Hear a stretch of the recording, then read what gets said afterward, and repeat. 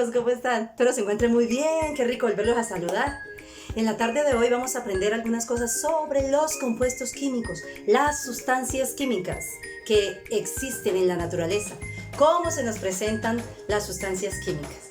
Entonces el objetivo de esta sesión es que usted aprenda a identificar cómo se clasifica la materia o cómo más bien se nos presenta la materia, cómo la encontramos en la naturaleza. Primero que todo pensemos y recordemos, ¿qué son los materiales? ¿Qué es la materia? Pues bien, la definición clásica de escuela. ¿Qué es materia? Todo cuanto existe y tiene masa y ocupa un lugar en el espacio. ¿Cómo así? Sí, pues todo lo que existe es materia. Y si existe, lógicamente, tiene una cantidad de sustancia. Y lógicamente, si existe y tiene cantidad de sustancia, pues ocupa un espacio. ¿Ok? A eso llamamos materia. Pero bien, la materia, las sustancias, los materiales, ¿cómo se nos presentan en nuestro entorno? ¿Cómo los conocemos? ¿Cómo los vemos? ¿Cómo los observamos? ¿O cómo aprendemos de ellos? Entonces, los materiales se presentan básicamente de dos maneras. O como sustancias puras o como mezclas. Aquí podemos observarlo. Como sustancias puras o como mezclas. ¿Cuáles son entonces las sustancias puras? Las sustancias puras se encuentran también de dos formas, o como elementos químicos o como compuestos químicos. ¿Qué es un elemento químico? Pues bien, un elemento químico es una sustancia pura, formada por átomos de la misma especie, que pueden diferir en su número másico, o como dijeran algunos textos, en su masa atómica. ¿De acuerdo? Por ejemplo, el elemento carbono puede presentarse, el elemento carbono, uno de los elementos más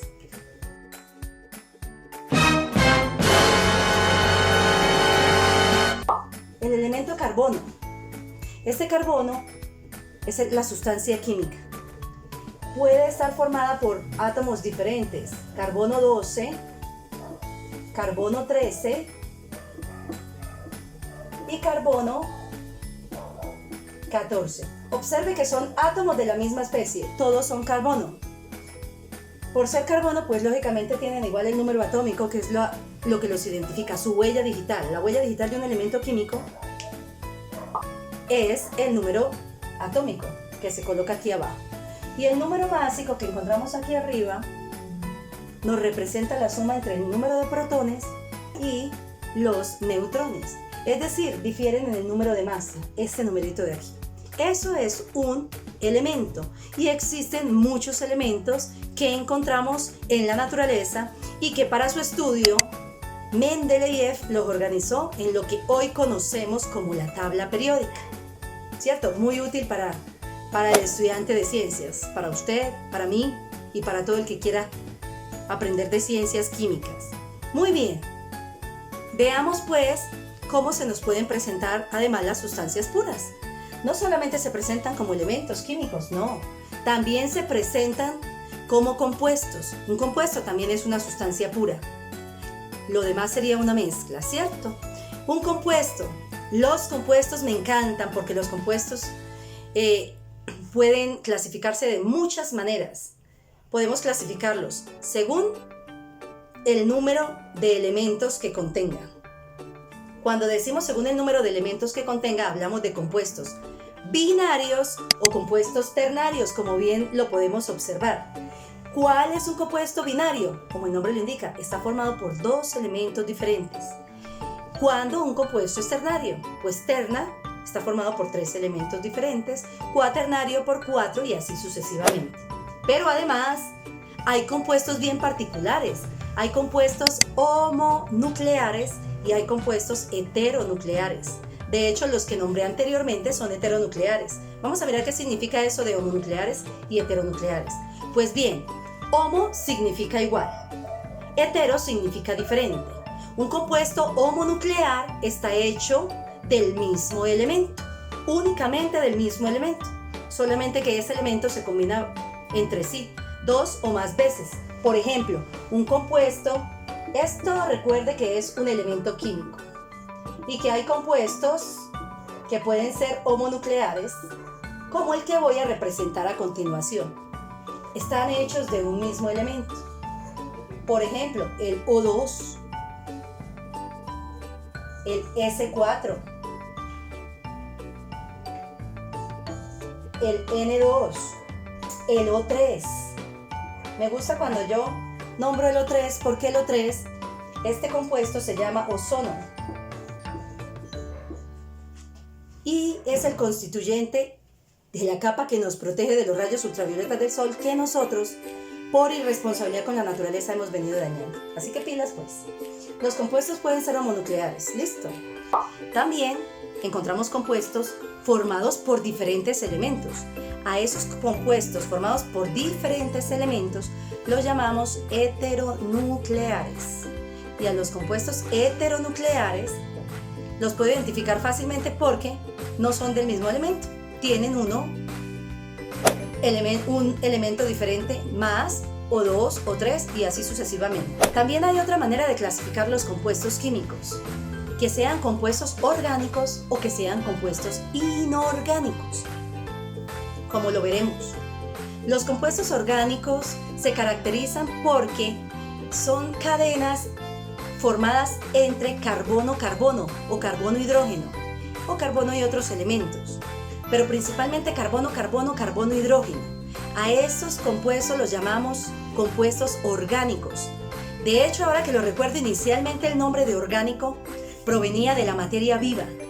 Toda la materia viva está formada por compuestos orgánicos, entre los cuales podemos destacar los ácidos nucleicos, que hemos estado estudiando en los videos anteriores, las proteínas, los lípidos o las grasas, los carbohidratos, entre otros. ¿De acuerdo? Entonces, los compuestos orgánicos se caracterizan por los enlaces carbono-carbono, carbono-hidrógeno y otros, y también podemos clasificarlos como compuestos inorgánicos. ¿Cuáles son estos compuestos inorgánicos? Pues son todos los compuestos formados por los diferentes elementos químicos, incluido el carbono, pero ya el estudio principal no es el enlace carbono-carbono o la unión carbono-carbono y carbono-hidrógeno, sino que es el carbono reaccionando con otras sustancias. Entonces vamos a mirar más adelante cada una de esas familias, pero por ahora solo quería que aprendiéramos esto. Las mezclas pueden ser homogéneas o heterogéneas. Homo, una sola fase, es igual, no se puede diferenciar. Por ejemplo, este líquido. Usted no sabe qué líquido tengo yo aquí, ¿ok? Si tuviese agua, no tendría una mezcla, tendría una sustancia pura. Pero ¿qué tal si no es agua, sino que tiene agua y ya previamente se ha disuelto la sal? Tú no lo observas porque se ha disuelto, es una mezcla homogénea. A propósito, a esas mezclas homogéneas les llamamos soluciones o disoluciones y son bien interesantes, todo un apartado que estudiaremos más adelante. Pero también esto podría ser agua azucarada o podría ser incluso agua con alcohol o de hecho podría ser simplemente alcohol. En ese caso ya no sería una mezcla, sería un compuesto químico. Ah, pero ¿y si fuese agua con alguna especie de veneno incoloro qué? Listo. Una mezcla homogénea es aquella en la que tú y yo solo vemos una fase. Pero también existen otro tipo de mezclas heterogéneas. ¿Qué es una mezcla heterogénea? Como el nombre lo indica, usted observa varias fases. Hetero, diferente. Los compuestos heteronucleares, diferentes elementos. Los compuestos homonucleares, uno solo. Las mezclas homogéneas, una sola fase. Las mezclas heterogéneas, varias fases. Ejemplo, vamos a hacer arroz en estos días que estamos todos en casa. Vamos a hacer arroz. Listo. Entonces vamos a adicionarle al arroz agua, lógicamente.